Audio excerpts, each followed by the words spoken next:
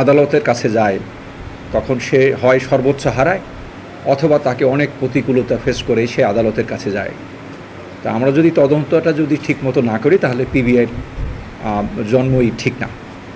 তো পিবিআইকে সরকার বানিয়েছে এই কারণে যে এতগুলো সংস্থা থাকার পরেও যাতে নতুন একটি সংস্থা থাকে, যে সংস্থা মানুষের যে ভিকটিম সেই ভিকটিম পরিবার যেন উপকৃত হয়, কারো কাছে যেন মাথা নত না করে। আমরা পিবিআই শুধু টেকনোলজি নির্ভর শুধু না, আমি সবসময় বলি যে অ্যানালগ কাজও করতে হবে, অর্থাৎ ডিজিটালের পাশাপাশি টেকনোলজির পাশাপাশি আমাদের যে আগের যে সনাতন পদ্ধতি ছিল, যে ট্র্যাডিশনাল পদ্ধতি ছিল, যে বিভিন্ন মামলা যে আগেও তো বড় বড় মামলা ডিটেক্ট হতো, যখন এই ডিজিটাল আসে নাই তখনও বড় বড় মামলা, সেই যুগে ফিরিয়ে আনতে হবে। কারণ এখন ক্রিমিনালরাও যারা অপরাধ করেন তারাও বুঝে গেছেন যে টেকনোলজি নিয়েও সবাই দৌড়দৌড়ি করে। সুতরাং আমার টেকনোলজি ছাড়াও যে মামলাগুলো হয় সব মামলায় কিন্তু টেকনোলজি লাগে না। আর আমরা চেষ্টা করি যে আমরা খুলনা বিভাগীয় অফিসকে চেষ্টা করছি আমরা সব বিভাগে যাতে একটা ল্যাব করতে পারি, আমাদের সেরকম একটি পরিকল্পনা আছে।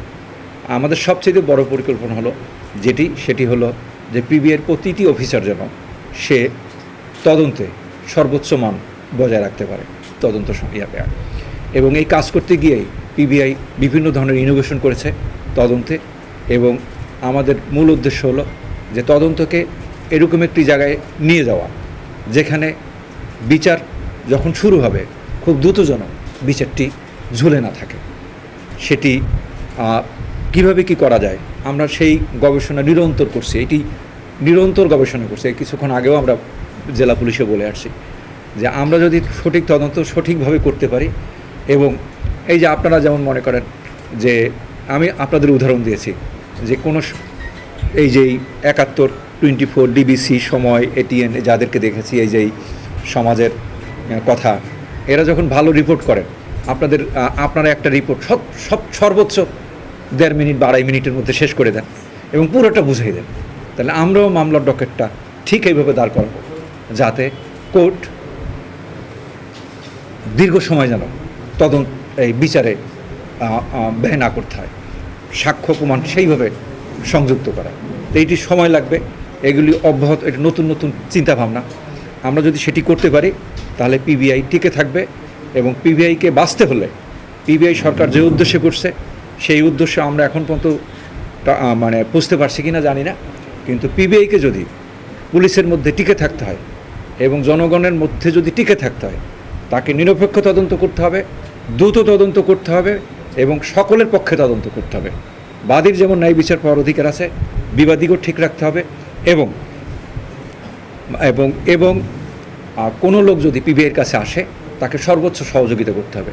আমরা এই কাজটাও করি যে কোনো লোক আমাদের কাছে আসার পর সে যদি করে আমরা তাকে কাউন্সিলিং করি যে আপনি এই কাজটা করলে আমাদের সাহায্য করেন। একটা পর্যায়ে যখন আমরা দেখি যে তার অভিযোগটা সত্য তখন আমরা নিজেরাই থানায় পাঠাইয়া আমরা একটা মামলা করাই নিয়ে আসি, কারণ আমরা কোনো ফরওয়ার্ডিং দিয়ে কাউকে পাঠাইলে থানা মামলা নিতে বাধ্য। আমরা চেষ্টা করি সবসময় ভিকটিমের পক্ষে থাকা, এবং আমরা বলি যে যার কোনো তদবির নাই তার তদবির পিবিআই সে নিজে নিজে করবে, কারো তদবির করা লাগবে না। আমরা গ্রামে গঞ্জে সারা বাংলাদেশে বহু খুনের মামলা আমরা ডিটেক্ট করেছি, বহু মামলা আমরা করেছি যেখানে বাদীর কোনো তদবির নেই, কারণ তদবির করার মতো তার সামর্থ্য নেই। আমরা এটা করেছি। আপনি জানলে খুশি হবেন যে আমাদের অনেকগুলো ইউনিট আছে, যে ইউনিটগুলো আমাদের যদি আপনি এইটাকে বলেন আমার তারকা ইউনিট, কারণ আপনাদের মনের সবাই চায় যে সঠিক তদন্ত হোক, এটা সব লোকেরই বাসনা, এবং যে আমার শত্রু সেও চায়, কারণ সেও একদিন বিপদে পড়বে, সেও যেন ইনজাস্টিসের শিকার না হয়। সুতরাং সবাই চায়। তো সেই হিসেবে আমরা যদি এখানকার ইউনিটটিকে আমরা তারক ইউনিট বলি, এরকম আমাদের বেশ অনেকগুলো তারক ইউনিট আছে, এবং আমাদের যে এটি সাফল্য যে আমরা সবগুলোকে সামনে নিয়ে আসতে পেরেছি।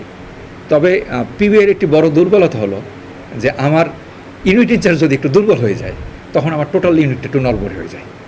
আমরা এখনও ওই পর্যায়ে যেতে পারি নাই যে আমাদের টোটাল পিবিআই টিমটা একই লাইনের হাঁটানো, এটি আরও একটু সময় নেবে। এটি যখন হবে তখন পিবিআই টিমই ঠিক করে দিবে যে ইউনিট ইনচার্জ কোন পথে যাবে।